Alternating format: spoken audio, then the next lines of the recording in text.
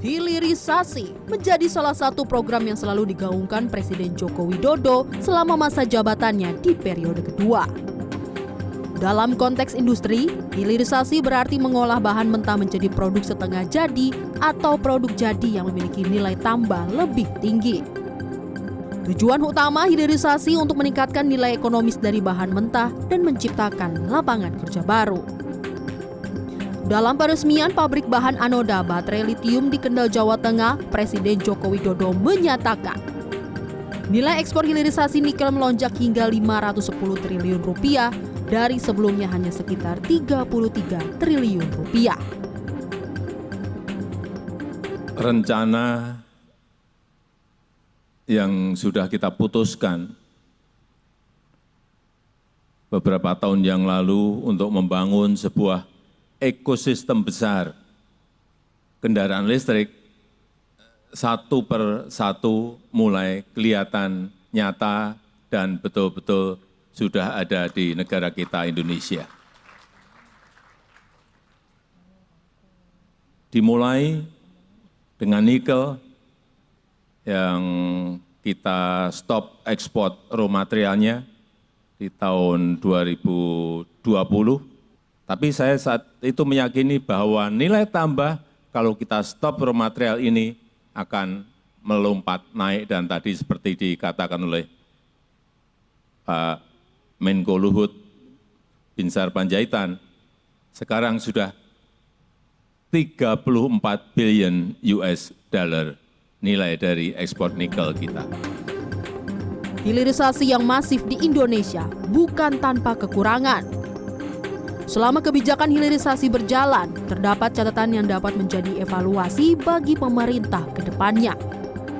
Direktur Eksekutif Center of Economy and Law Studies Helios, Bima Yudhistira menilai, hilirisasi yang dilakukan belum mampu meningkatkan kesejahteraan masyarakat, terutama yang berada di sekitar wilayah pertambangan dan smelter. Misalnya Morowali, Konawe, kemudian di Halmahera, tingkat kemiskinannya masih berada di atas rata-rata tingkat kemiskinan nasional. Ini artinya sektor hilirisasi masih relatif padat modal, kemudian dampak yang diciptakan dari sisi penyerapan tenaga kerja pada fase konstruksi smelter memang cukup besar. Tetapi pada saat beroperasi itu tidak terlalu besar menyerap tenaga kerja lokal. Minimnya upaya mempersiapkan SDM di sekitar lokasi hilirisasi, sehingga masih mengandalkan tenaga kerja asing dalam jumlah besar, masih menjadi tantangan. Bima menambahkan, hilirisasi juga masih menemui permasalahan dengan standar lingkungan hidup, salah satunya pembangunan PLTU batubara. Hilirisasi dan kenaikan dari pemanfaatan batubara ini akhirnya membuat produk nikel olahan menjadi bernilai lebih rendah karena dianggap tidak memiliki tata kelola, kemudian safeguard atau perlindungan lingkungan, perlindungan terhadap udara, air, maupun kawasan pesisir. Itu yang membuat kita tertinggal sebenarnya dari segi pengolahan. Direktur Eksekutif Center of Reform on Economic atau CORE Indonesia, Muhammad Faisal menilai, program hilirisasi ini dapat menjadi game changer untuk percepatan pertumbuhan ekonomi dan industrialisasi.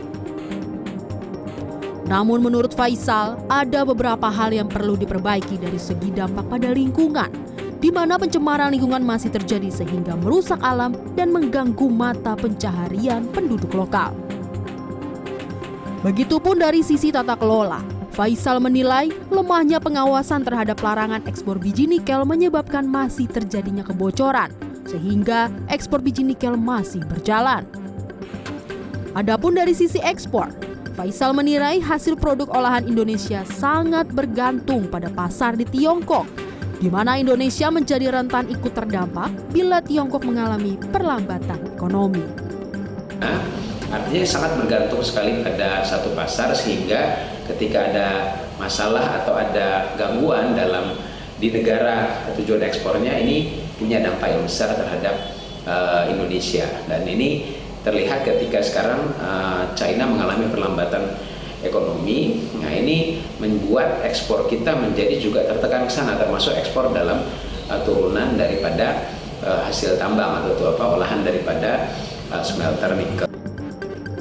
Menurut Faisal, hilirisasi saat ini masih memungkinkan untuk ditingkatkan ke produk jadi yang memiliki nilai ekonomi lebih besar seperti baterai listrik. Faisal menambahkan, cakupan komoditas potensial untuk dilakukan hilirisasi dapat diperluas agar manfaat yang didapatkan negara lebih besar.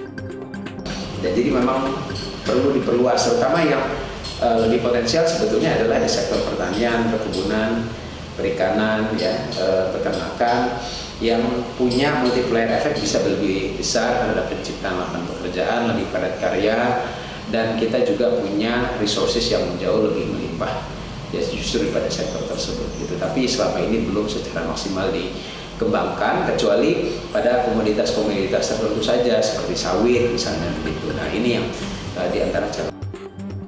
Bila hilirisasi yang marak selama masa pemerintahan Presiden Joko Widodo mampu memberikan manfaat ekonomi dan akan dilanjutkan di pemerintahan berikutnya, sudah semestinya pemerintah mengevaluasi dan memperbaiki kekurangan dari program tersebut. Manfaat hilirisasi semestinya dapat dirasakan oleh masyarakat dan tidak diperburuk oleh kerusakan lingkungan serta eksploitasi hasil alam. KBR Mau, Fadli Julian, Jakarta.